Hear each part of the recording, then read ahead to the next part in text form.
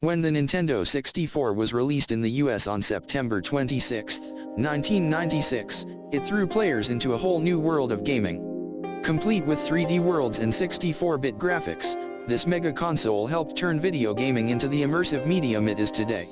To celebrate its 20th anniversary in the US, check out 10 facts about the Nintendo 64. Number 1.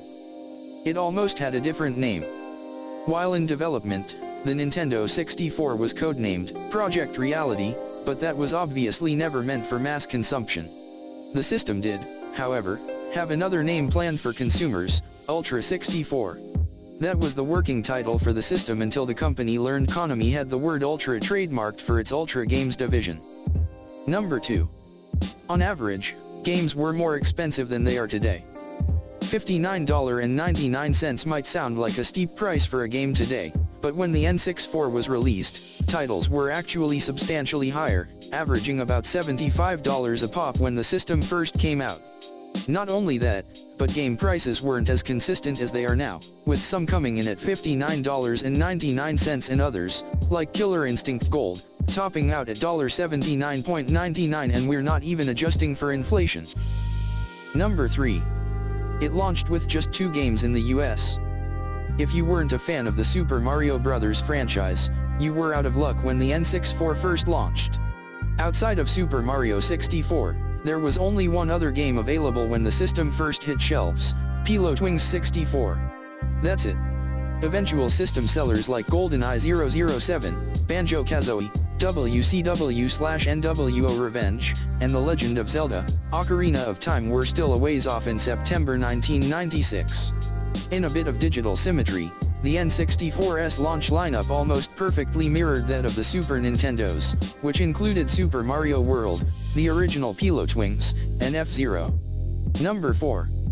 A peripheral allowed it to go online, but only in Japan. Years before online gaming became the norm, Nintendo attempted to bring gamers together with the Nintendo 64DD, a peripheral disk drive that allowed players to interact via the internet and play games, share creations, and socialize.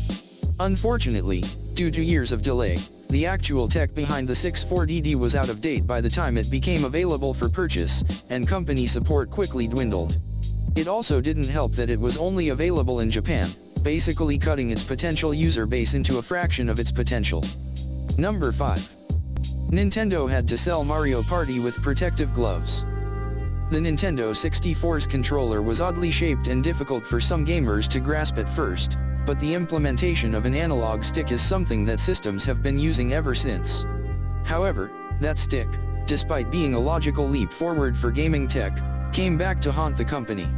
After receiving complaints about injuries suffered while using the analog stick to play Mario Party, the New York Attorney General came to terms on a settlement with Nintendo to begin selling sports gloves to anyone who bought the title. What type of injuries could a game controller inflict? Blisters, of course. During portions of the game that required players to move the stick at a rapid pace, people were reporting not only blisters but also puncture wounds, friction burns, and other injuries to the palms of their hands. To avoid an even messy situation, Nintendo agreed to provide worried customers with sports gloves if they called an 800 number.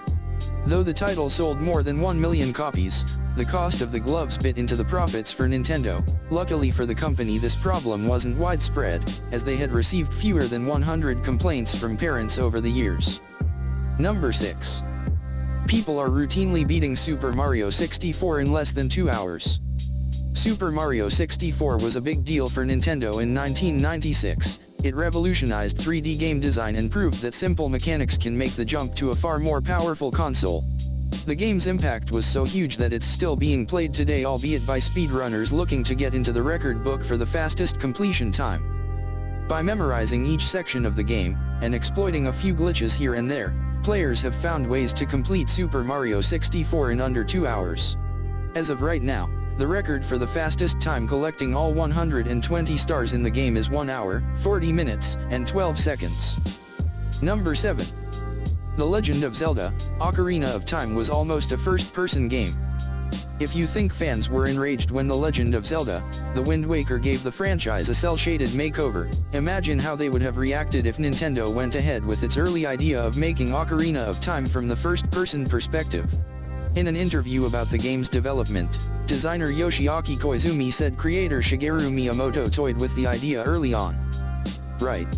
In the beginning, he had the image that you are at first walking around in first person, and when an enemy appeared, the screen would switch, Link would appear, and the battle would unfold from a side perspective. Number 8. The cartridges kept certain games from seeing the light of day. Nintendo's insistence on sticking with cartridges over discs was seen by some as one of the charms of the company, but the reality was that the decision held the system back in countless ways.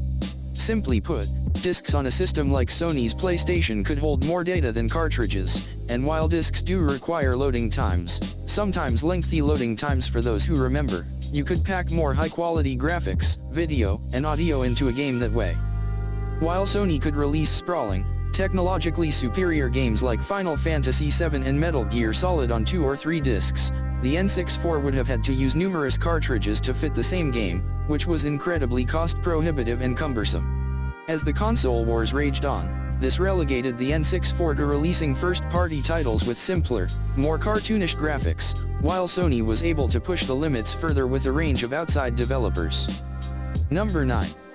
Shigeru Miyamoto wanted GoldenEye 007 to end with everyone shaking hands.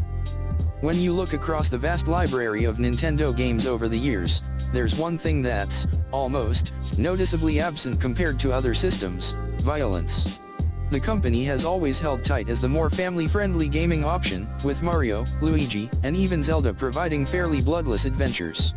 But one of the Nintendo 64's most popular games also happened to be one of the most violent: GoldenEye 007. Despite its popularity, all the guns and killing didn't exactly thrill Shigeru Miyamoto, who, at one point, suggested after the main mission was over, players should be able to shake hands with all your enemies in the hospital, according to an interview with the game's director, Martin Hollis. Number 10. Super Mario Bros. 64 is still the console's best-selling game.